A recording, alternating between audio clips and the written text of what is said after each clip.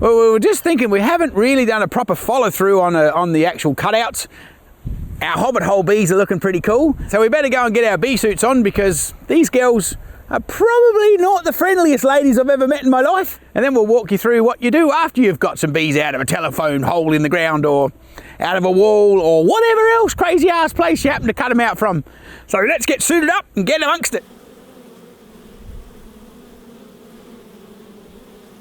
Let's just go and get these little hobbit bees straightened out. Woohoo! And they can become a useful part of the show. They're up here by themselves, so that just in case they had any diseases. And, you know, that's a very important thing to make sure you haven't got any foul brood or anything other messed up shit that they can bring along. I have noticed that there's 1 or 2 little hive beetles in here that are a bit of a pain, so we might have to worry about that. But, yeah, depending on what time of year it is, they don't always necessarily a problem here in this hot sandy desert. So anyway, that's a whole nother side issue. We're going to go down here, straighten the chicks out, and here we go. Whew. Well, we're a couple hundred episodes in, so we figured you didn't have to see us light the smoker again. So if you don't know how to light a smoker, zip back through the catalogue and find out. Lighting a smoker is pretty good fun. But we're going to go over here and give the girls some smoke and calm them down. Beep, beep, beep, toot, toot. Hello, chickie babes. So we're just going to take this off here and we'll just pop a little bit of smoke under the lid, just so they're a bit relaxed. You can hear them all go, fire, fire. Anyway, it calms them down, so it's all good. A little bit under here to scare everybody downstairs a bit. So we'll just pop this on the ground for a minute. Make sure there's nobody in here that's important. That'd really suck. Just double check, because there's no queen excluder, so you don't want to lose your boss. She shouldn't be on the lid, but she sometimes can be, especially if you've moved your hive. You'll end up with a cluster on your roof, and quite often she'll be in that, so just keep that in mind. If you're ever moving your hive and you've got no queen excluder, you watch out for your lid, because I've lost a girl or two like that. If you remember, we put our feeders in. So if you're only tuning in to this episode, you should probably go back an episode to find out what these blooming feeders are doing in here. But what we did was we actually got the honey from when we actually extracted these girls from the hobbit hole, and we took their honey and we took it separately and we rendered it out, got it out of the comb, and I gave it a little bit of hot water to melt it off, to thin it a bit, stuck it in the feeder, gave it back to the girls. Because as you'd know, you don't want to put bloody honeycomb in the hive and it drips honey everywhere and just drowns everybody, and it's a real pain. If you don't happen to have hive feeders such as this, you can always just get an ice cream container and you can put some corks in that and put it inside the hive. As long as they, you know, don't get drowned. You'll lose a few more from drowning, but hell, worst comes to worst, you can leave the honeycomb outside of the hive and they can feed on it, but you better be somewhere at least 10 k's away from neighbours' bees, because it'll get bloody raided out like you wouldn't believe. And of course you don't know the condition of these bees, so you don't know what diseases might be in their honey. So you want the honey inside the hive, fed to themselves, so you don't bloom and spread any drama that they could have had. There you go. I hope that makes sense. Anyway, or am I just rambling? I hope I'm not rambling too much, but it's very important, this part, because I've lost a few of my... You spend the whole day doing a cutout, and then the jolly things get drowned in their own honey. It's most frustrating, so avoid it if you can. So we're just going to put the feeders down here on the ground. I reckon they all feel like they're empty, so don't leave the jolly hive feeders in there too much, or next thing you know, they're making jolly honeycomb on the side of the jolly things, and they think it's another frame, and that can be a right pain in the bum. Now I've actually filled these up twice along the journey of feeding back their honey to them. So what's that, 3, 6, 9, and apparently 9 and 9 is 18. So I don't know, what would that be anyway. But I'd watered it down, so that was half honey, half water, so they could actually feed it back out of here. So I'm guessing that's about 9-10 kilos of honey I gave back to them. Let's give them a little bit more smoke because they're a little bit excited in the breeze. Yeah, it's quite a nice box full of bees here. We're just going to have a look, because there's no queen excluder, we're just going to be very careful on the top frames. So we're just going to have a little bit of a peekaboo to see if anybody's up here laying anything. And there's larvae up the top here, and they've made themselves a little queen cell, but no queen in there. Hold it to the sun so you can see what she's doing. She's making a nice little pattern here. I've got a nice lot of honey that they're reconstituting from their pot around the edge. You got some nice brood and some nice eggs. Obviously the queen is in here live and well. So what we're going to do is I want to shake these bees off of here just to be double sure that she's not on here. Which is going to upset them. Right, I'm going to sit that down here for a minute. We'll just have a look at the next one. Oh man, there's a nice pattern. She might be a winner. Have a look at that for a solid lay. Whew. Both sides of that frame. Good girl. You might be a keeper if you haven't got any sicknesses. I can't see any divots I can't see anything that looks immediately bad. Try not to get too excited because there's a fair bit of nectar and stuff all around that isn't ripe yet. You don't want to make too big a mess if you can possibly avoid it. You just want to make sure you don't put the queen on the ground, because after all this effort, the last thing you want her to do is get stuck on the blooming dirt and not be in your box. But that defeats the purpose of the exercise, really. Yeah, they're not the quietest bees ever, but they're not really mad.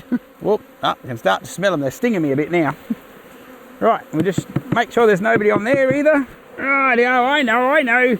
Wasn't that long ago and you were in a Telstra hole, you're happily living your life without being disturbed. But you were about to be turned into a fence, so, you know, you don't know it, but we're doing you a favour. That's basically where they've been reconstituting the honey we've fed them. And they're getting a bit of nectar, the new nectar as well, but we fed that back to them and now they're just blooming reducing it again so they can store it up, which is cool. And so they got fed and they didn't get drowned. So it's very good, that's worked good. After many a rescue mission, you get pretty good at this craziness. I wonder if that's what happens like with the Navy SEALs and stuff.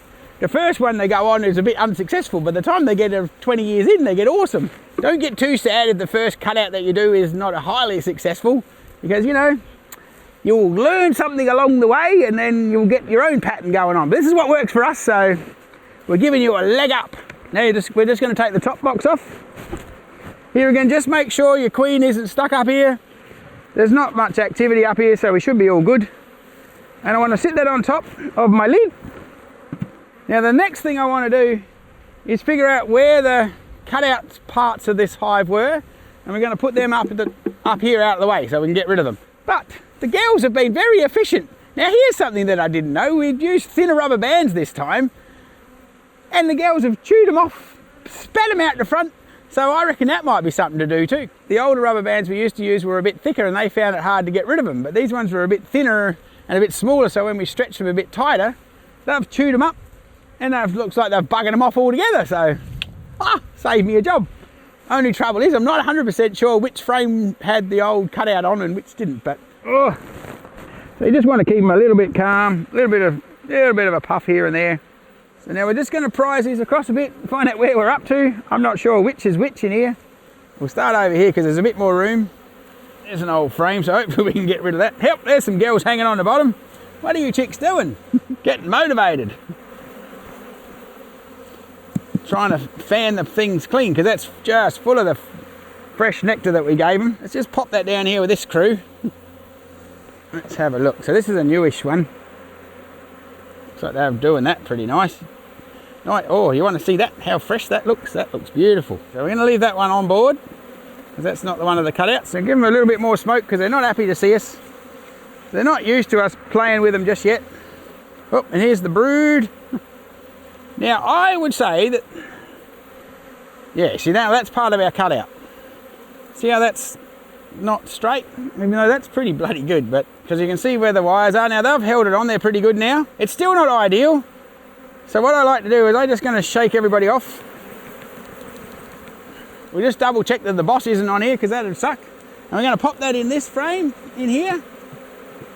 We'll have a look at the next one. Now this is why you want to do this bit, because you see how here it's the frames have been connected a little bit because the girls have tried to hook it all together. Going forward, that's a right royal pain in the bum because you go to lift your brood frame up to check what's going on and there's all sorts of mess. So you don't need that. So what you want is a nice neat little setup. So we're just going to have a look at what she's doing here. That was all drone comb in that pile anyway that we're just putting back together. Here they are making some more honeycomb hanging down here. Trying to get themselves organised, and there's heaps of larvae in this, so she's definitely having fun. If we wanted to get real excited, we could do a split with that frame, but we're not going to, because I think they've just had enough excitement. Once upon a time they were just a hobbit bee. She must be in here because she's laying like crazy. All right, so we're going to put that in there. We got one more to go. This was a big nest. Right, and I think this is the last of them. Have a quick perusal, see if I can see the boss, because she's doing such a wonderful job here. I better go and find the floor for this hive, because otherwise I'm going to end up with these extra bits down the bottom here. Okay, you ready, chicks? In you go! Looking good. Okay, I'm going to put that in there. I think there's still another one. Did I put that right to the outside? Now, just for fun, I've hooked this to the box. Oh, man. Just for a footnote, don't put the cutout on the outside edge. It's not helpful. Sorry, ladies. Here's our little rubber bands. How cool is that? They managed to gnaw through them and spit them out the front. You can see all their little teeth marks if you zoom in. So this is just your outside frame, so we want to get rid of that as well because it's a bit untidy. So just shake all your gels off. These we're going to take away shortly anyway. Right, so now what I like to do, because we've got one honey frame here, we're going to put that on the outside wall so they got some food down the bottom. Or maybe we're not, because that's actually got brood all over it too. Yeah, what have we got there? So we'll just push that across a bit. Just be gentle with everybody because it's all a bit hectic for them. You can just imagine if blooming cyclone had just come and ripped the roof off of your house, you'd just be a little bit excited. So just be a bit nice to them because they're wondering what the hell happened. I'll just put this one up the top because it's a bit of an old frame, so I think I'll get rid of that out of the bottom box.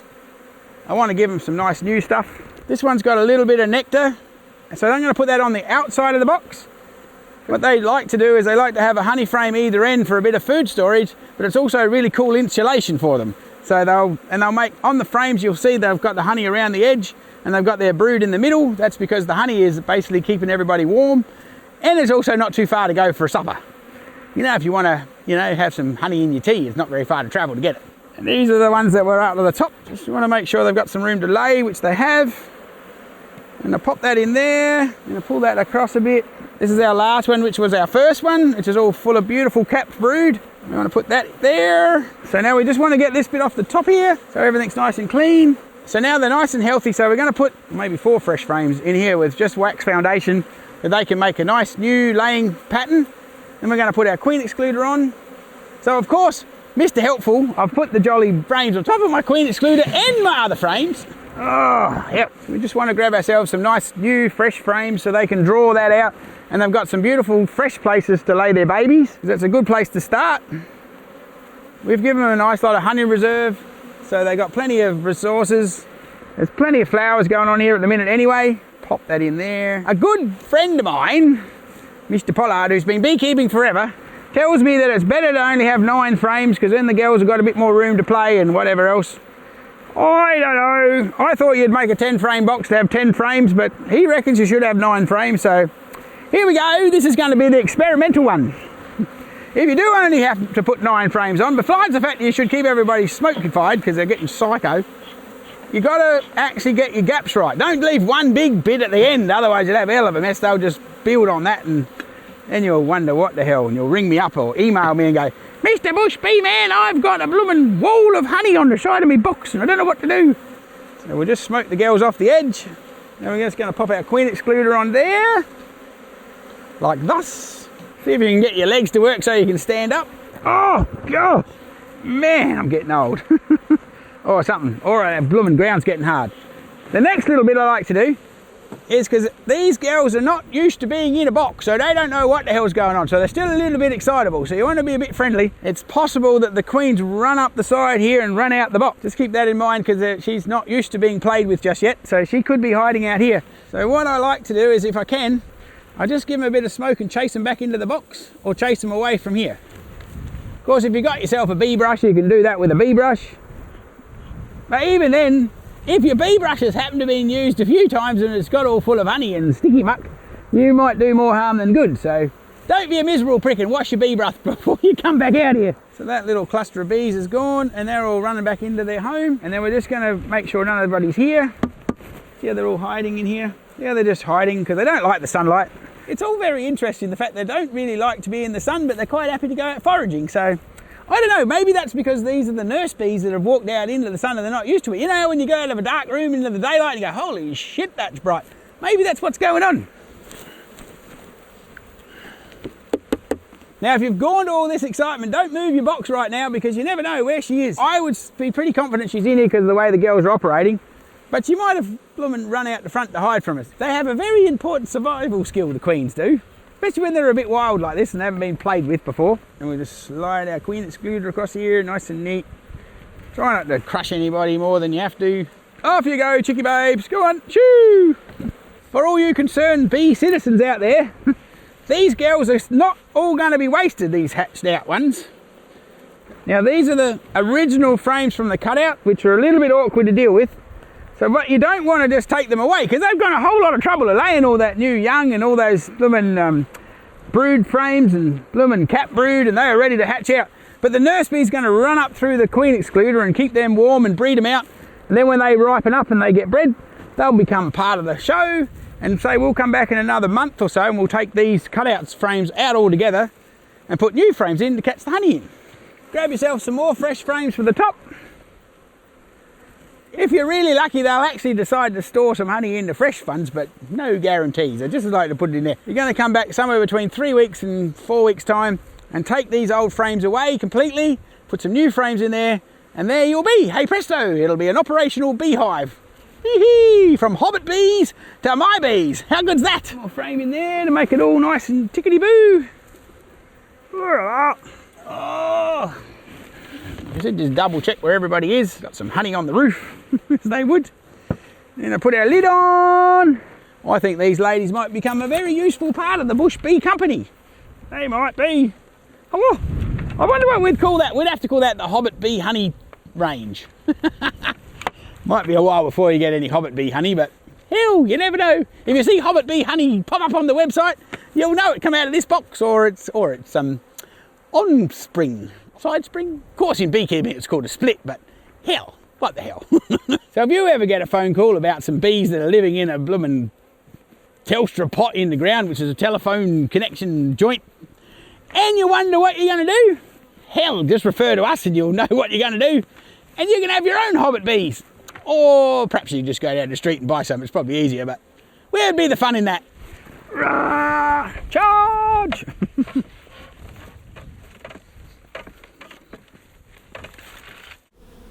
Well, I'm exhausted, so make it worthwhile. Don't forget to click like, subscribe, and hell, share us around. We've got heaps of fans that aren't even beekeepers, so you never know at your next family function when you're bored shitless, put the Bush Bee Man on and amuse the shit out of everybody.